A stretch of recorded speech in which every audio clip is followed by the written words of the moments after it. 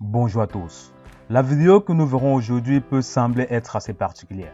Particulière dans la mesure où le sujet que nous évoquerons peut sembler être nouveau pour certains et certainement ancien pour d'autres. Mais toujours est-il qu'il vous aidera soit à monter en compétence sur cette thématique, soit à dissiper les différents doutes ou bien les différentes interrogations que vous pouvez avoir sur celui-ci. Alors, pour égrener les différents points que nous aborderons en fait dans celui-ci, nous verrons la virtualisation parce que c'est de ça qu'il s'agit. Ensuite, nous verrons les différentes applications et différents logiciels qui nous permettront de mettre en place cette technologie-là. Et ensuite, nous achèverons par la création de notre première machine virtuelle tournant sur la Debian 12. Alors, c'est une thématique qui vous intéresse. Je prie donc que vous vous installez donc confortablement. On se retrouve juste derrière. D'abord pour en parler et ensuite pour son implémentation.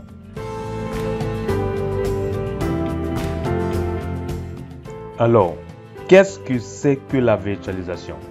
Ce qu'il faut savoir, c'est que la virtualisation en fait est une technologie qui est apparue dans les années 2010 qui venait en fait répondre à plusieurs besoins. Et ces besoins-là en fait nous les évoquerons plus tard dans cette vidéo quand nous aborderons les avantages qui sont liés forcément à cette technologie-là. Alors, de manière fonctionnelle, qu'est-ce que c'est que la virtualisation?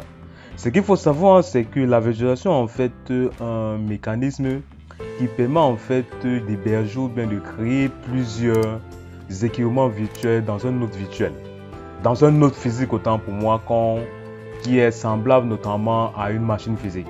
Et ces équipements virtuels-là peuvent être soit des machines virtuelles sur lesquelles nous allons nous présenter dans cette vidéo, soit des suites virtuelles ou bien soit des routeurs virtuels. Donc voilà quasiment la définition primaire de la virtualisation. Donc, et ce qu'il faut donc comprendre, c'est que en fait cette virtualisation là, pour qu'elle soit faite, elle a forcément besoin d'un logiciel sur lequel sera donc installé dans cette couche de virtualisation. Et ce logiciel là n'est nul autre que des hyperviseurs. Et ce qu'il faut comprendre par la suite, que ces hyperviseurs en fait, c'est eux en fait qui ont donc la charge de créer donc l'environnement virtuel ou bien la couche de virtualisation sur la machine haute ou bien sur la machine physique sur lequel on a envie d'installer nos autres virtuels qui sont notamment des machines virtuelles, des suites virtuelles ainsi que nos routeurs virtuels. Donc voilà ce qu'il faut savoir. Ce qu'il faut comprendre par la suite, c'est que ces hyperviseurs là sont en fait de deux types. Nous avons les hyperviseurs de type 1 et les hyperviseurs de type 2. Commençons d'abord par les hyperviseurs de type 2. Les hyperviseurs de type 2 en fait sont des applications qu'on installe notamment sur un système d'exploitation, comme les différentes applications qu'on rencontre le plus souvent. Et l'inconvénient en fait de ces hyperviseurs en fait, c'est ils partagent en fait les ressources de la machine avec d'autres applications qui sont sur l'OS. Et pour savoir donc, et pour avoir même une notion ou bien un exemple d'un hyperviseur de type virtuel, on peut citer entre autres VirtualBox de Oracle, on peut citer VMware Workstation naturellement de VMware, on peut citer Hyper-V qu'on retrouve beaucoup plus dans les environnements Windows 10, Windows 11 ou bien notamment Windows Server, beaucoup plus dans ces environnements-là. Donc voilà les hyperviseurs de type 2. Maintenant, les hyperviseurs de type 1 est totalement l'opposé de ces hyperviseurs de type 2 là, dans la mesure où ils partagent en fait, ils consomment en fait toutes les potentialités de la machine haute. Ils sont notamment considérés comme les OS on déploie sur nos systèmes d'exploitation, sur nos machines, comme les différents OS qu'on peut beaucoup plus rencontrer comme Windows et Linux. Donc, et pour citer ces hyperviseurs de type 1, on a notamment VMware qui s'appelle notamment EXXi naturellement de VMware. Voilà un hyperviseur de type 1.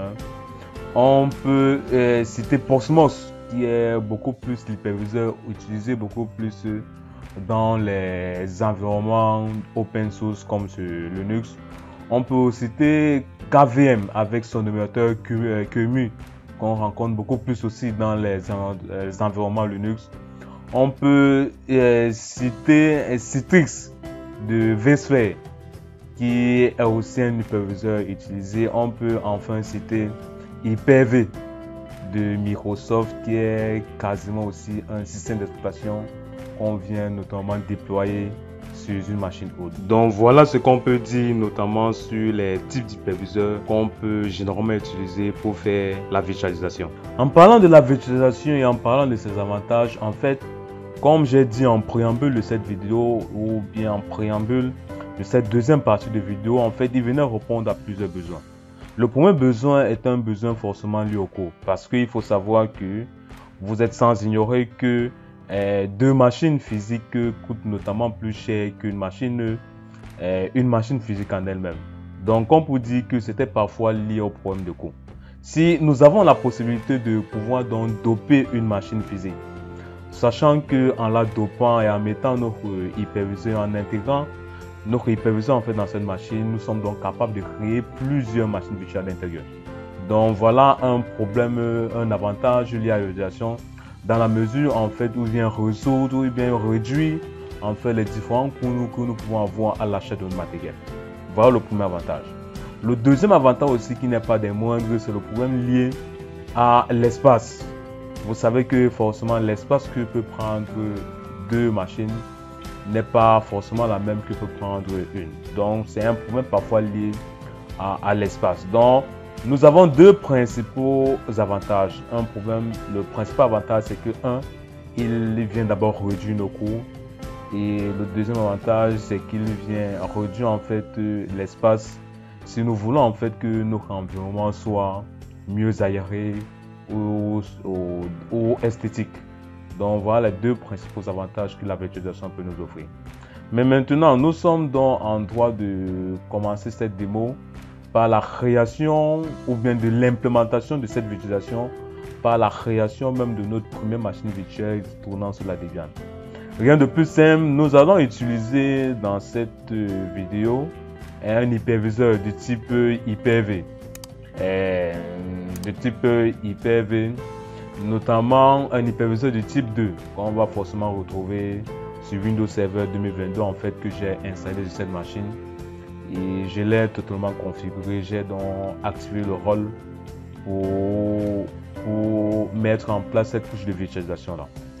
Alors pour procéder à l'installation de la Debian 12 dans l'OS Debian 12 sur une machine virtuelle notamment tournant sur Hyper-V, il y a certains en fait préalables à remplir. Le premier préalable à remplir, c'est d'abord avoir l'OS du système d'exploitation en fait que nous voulons installer. Et rien de plus simple, il suffit juste donc de se rendre sur le site de l'éditeur qui est en l'occurrence debian.org afin de télécharger son image ISO en fait de cet OS là. Donc on se rend juste sur le site debian.org, on tape juste cette adresse-ci dans la barre de recherche et ça va certainement nous rediriger vers la plateforme de l'éditeur et on recherche juste l'emplacement de l'image ISO à télécharger et on le télécharge directement dans cette machine parce qu'en fait c'est en fait cette image ISO que nous utilisons en fait dans cette démo afin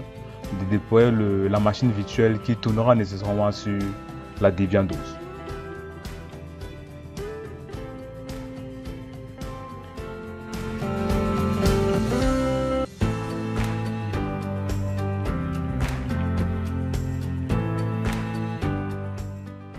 Du moment où c'est fait, on se connecte ensuite sur le gestionnaire de serveur et on va forcément dans les outils, dans l'extrémité droite du gestionnaire de serveur et on recherche le gestionnaire d'Hyper-V ou bien le gestionnaire de la virtualisation. On se connecte juste là-dessus et ça va nous rediriger en fait vers la plateforme ou bien le tableau de bord de Hyper-V en lui-même.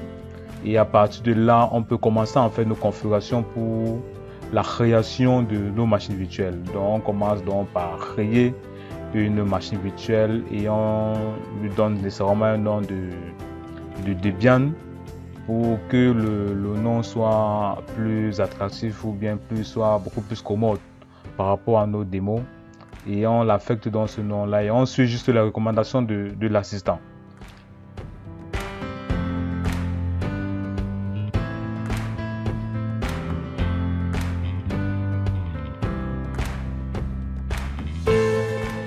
Et du Du moment où c'est fait déjà, on rentre en fait dans les paramètres de la machine qu'on a créée préalablement, qu'on vient de le faire. Et on va nécessairement dans les paramètres, dans les paramètres de stockage. Et on va en fait pointer cette image ou bien l'image en fait qu'on a téléchargée dans le fichier OS, parce que c'est en fait ce fichier ISO que le système utilisera en fait pour pouvoir déployer bien cette machine virtuelle là. Du moment où c'est fait, on va juste suivre les recommandations en fait de l'assistant et on va donc sur le chemin où est réellement installé ou bien a été déposé en fait notre image ISO et on suit sur les recommandations. Du moment où c'est fait, on se connecte à la machine en elle-même et on va se démarrer. Et on la démarre juste et on laisse le processus donc continuer, suivre dans son cours. Et certainement à un certain niveau, on va certainement vous demander le nom certainement de la machine ainsi que le mot route. Le mot route, il faut comprendre ici par route qui est le super utilisateur de la machine. Donc on va forcément lui donner un mot de passe ainsi qu'un utilisateur, parce que vous savez aussi bien que dans les environnements Linux, parce que Debian c'est l'une des dérivées des systèmes d'exploitation Linux qui en quelque sorte donnait lieu à plusieurs dispositions, notamment Ubuntu. Donc on va donc utiliser dans un utilisateur, en l'occurrence Tech que j'ai préféré choisir ici, et je l'ai donc admis un mot de passe. Et du moment où c'est fait, je suis juste la recommandation de l'assistant et je vais donc poursuivre dans l'installation. Alors, afin que la vidéo ne soit pas assez très longue, j'ai décidé donc de l'augmenter sa vitesse afin que nous ne puissions pas perdre de temps là-dessus. Et on se retrouve juste à la fin, après l'installation complète de l'OS sur cette machine première, sur la première machine virtuelle qu'on a déployée en fait sur la Debian 2. Donc on se retrouve juste après.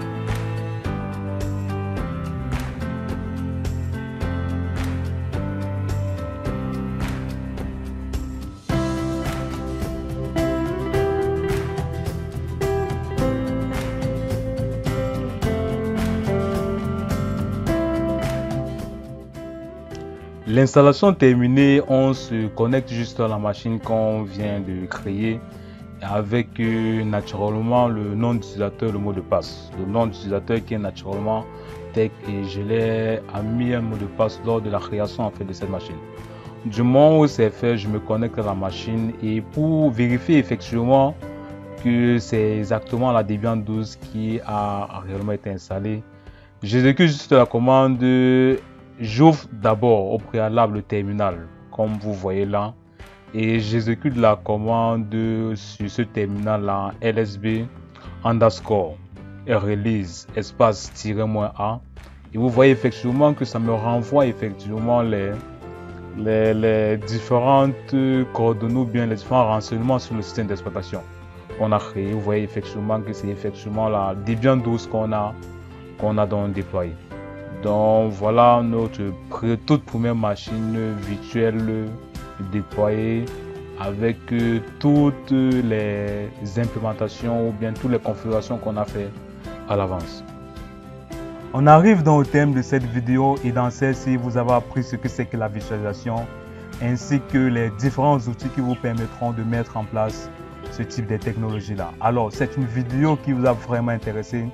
Je vous recommande donc de la liker, de la partager massivement afin que le contenu de cette chaîne soit mieux référencé. Et sur ce, on se dit certainement à bientôt pour une nouvelle vidéo.